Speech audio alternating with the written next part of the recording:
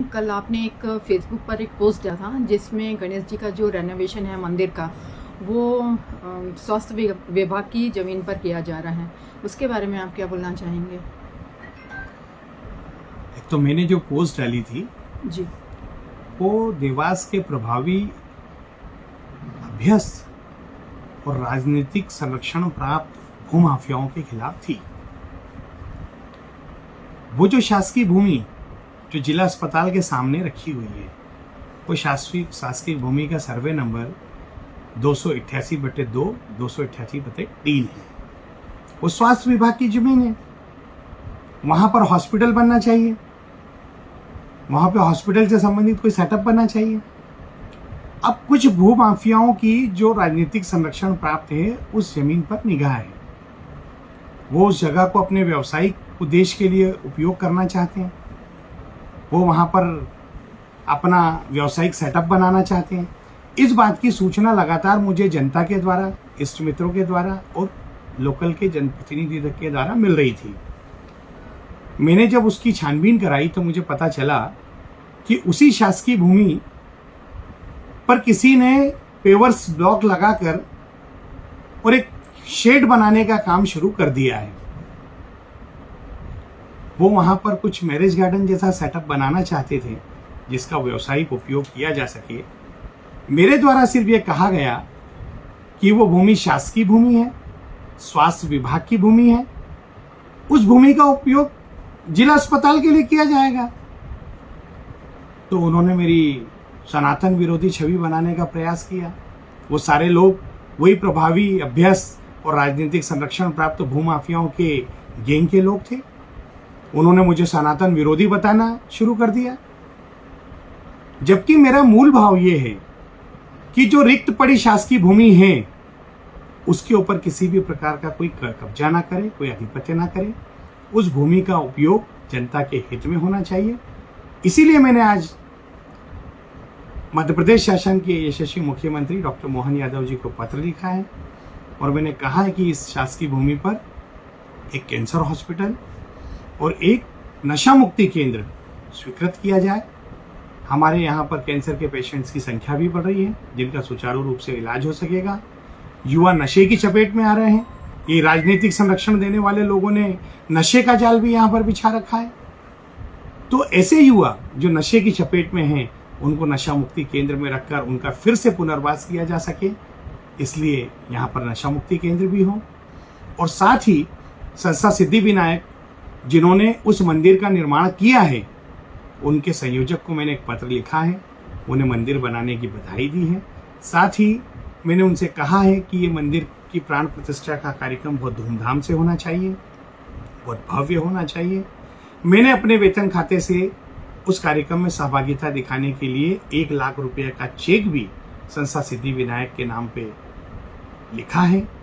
चूंकि मुझे उनका कार्यालय का रजिस्टर्ड पता नहीं मालूम, वो चेक यहीं पर मेरे कार्यालय में रखा है। वो जब चाहे तब अपने कार्यकर्ता के द्वारा, अपने सहयोगी के द्वारा उस राशि के चेक को उठा लें, उसे बैंक में लगाएं, उसे कैश कराएं और मंदिर के प्राण प्रतिष्ठा के कार्यक्रम में उस धनराशि का उपयोग करें जिससे मुझे भी धर्म लाभ प्राप्त हो। और साथ ही मैंने पत्र लिखकर उनसे निवेदन किया कि जो बाकी की जमीन पड़ी है, जो लगभग 1,25,000 स्क्वायर फीट है, उसे जनता के हित में किसी प्रकार का कब्जा न करें। उस पर कैंसर हॉस्पिटल और नशा मुक्ति केंद्र ये प्रस्तावित है।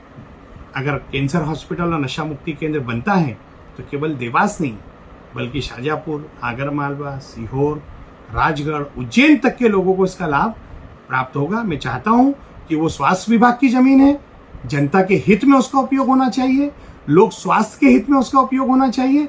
और इसीलिए मैंने मुख्यमंत्री जी को पत्र लिखकर निवेदन किया है कि कैंसर हॉस्पिटल और नशा मुक्ति केंद्र वहां पर स्वीकृत किया जाए।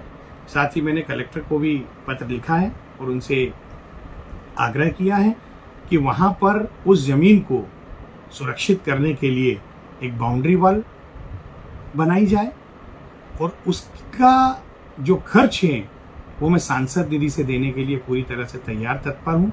मैंने एक पृथक से पत्र जारी करके 10 लाख रुपए की राशि उस जमीन का बाउंड्री वॉल करके उसे भूमाफियाओं से, प्रभावी अभ्यस्त और राजनीतिक संरक्षण प्राप्त भूमाफियाओं से बचाने के लिए मैंने जारी किया है। वो जमीन जनता की जमीन है, वो जमीन जन सामान्य की जमीन है, वो जमीन अस्पताल की जमीन है। उस जमीन पर किसी भी भूमाफिया का कोई कब्जा ना हो, उसके लिए मैं निरंतर और लगातार प्रयासरत हूँ। और रही बात सनातन की, तो कोई मुझे सनातन सिखाने का प्रयास ना करे। मुझे मालूम है कि जो सनातन की बातें कर रहे हैं उनका सनातन कितने टुकड़े में उनके मन में है, वो किस प्रकार से सनातन को समझते हैं। वो कभी सनातन की बात करते हैं, कभी मानवता की बात करते हैं, लेकिन उनका मूल काम केवल इसी प्रकार से अवैध काम करना है, इसी प्रकार से भूमियों पर आधिपत्य करना है।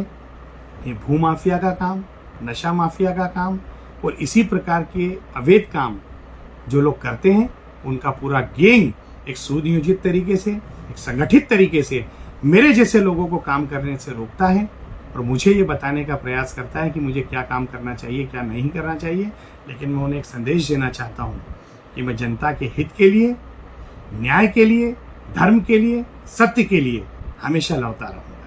जी ऐसा देखने में भी आया है कि ये जो मंदिर है वो बहुत पहले से बन रहा था, तो इस पर जो स्वास्थ्य विभाग है उसने क्यों नहीं संज्ञान लिया?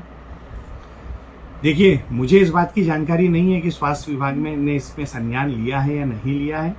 मुझे जब इस बात की जानकारी लगी तब तक मंदिर बन चुका था और मंदिर का कोई विरोध नहीं है। मंदिर सुरक्षित रहना चाहिए, यथावत रहना चाहिए। बल्कि कैंसर हॉस्पिटल में भी अपन एक मंदिर बनवाएंगे, वहां पर जो नशा मुक्ति केंद्र बनेगा उसमें भी अपन एक मंदिर बनवाएंगे। मंदिर तो होना ही चाहिए, सनातन का प्रचार प्रसार होता है, उससे मुझे कोई तकलीफ नहीं। लेकिन मंदिर के बाजू में जो रिक्त भूमि अभी भी पड़ी हुई, जो लगभग 1,25,000 स्क्वायर फीट है, अब उस पर कोई किसी प्रकार का कब्जा ना करे। वो सरकार की जमीन है, स्वास्थ्य विभाग की जमीन है, वो जनता के हित में उसका उपयोग होगा। वहां पर कैंसर हॉस्पिटल बनेगा, वहां पर नशा मुक्ति केंद्र बनेगा।